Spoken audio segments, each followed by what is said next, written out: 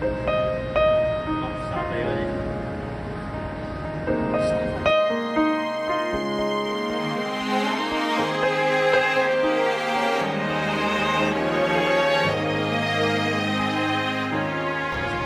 哭了，不想了，不想就這麼沒詞。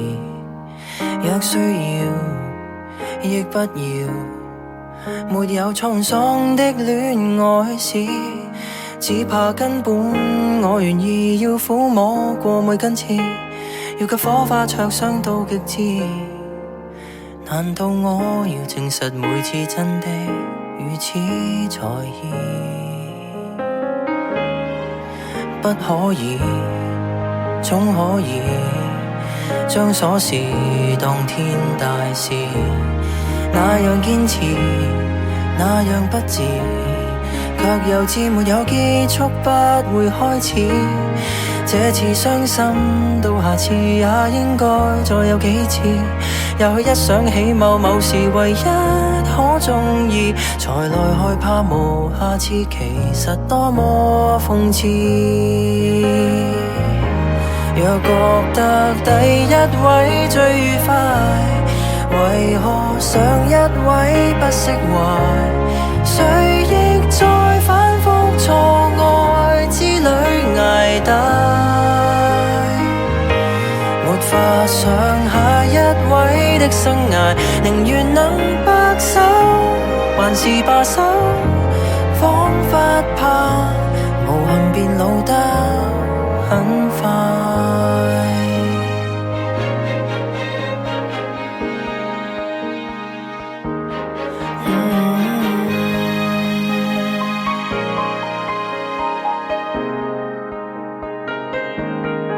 相戀過，單戀過，單身話更加自在，那樣不同，那樣相似，到下一個會否傷得更精彩？不會得到最愛，最多只有更愛，這麼反覆比較，繼續重複到未來，才明白愛情是我和自己的競賽。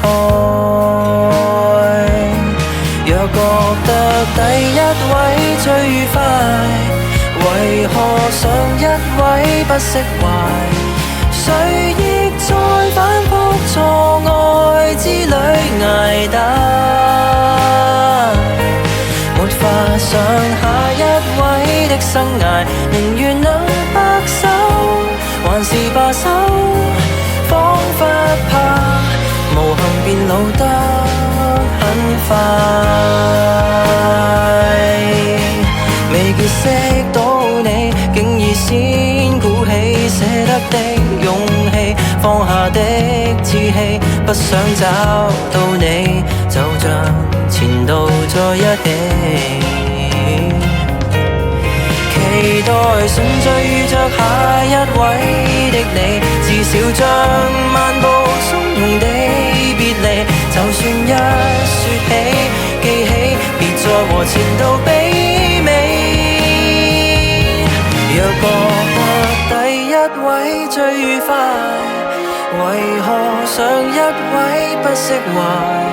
誰亦在反覆錯愛之旅捱大，沒法想下一位的生涯，寧願能白首，還是罷手，彷彿怕麻木變老得很快，不想哭笑純屬得這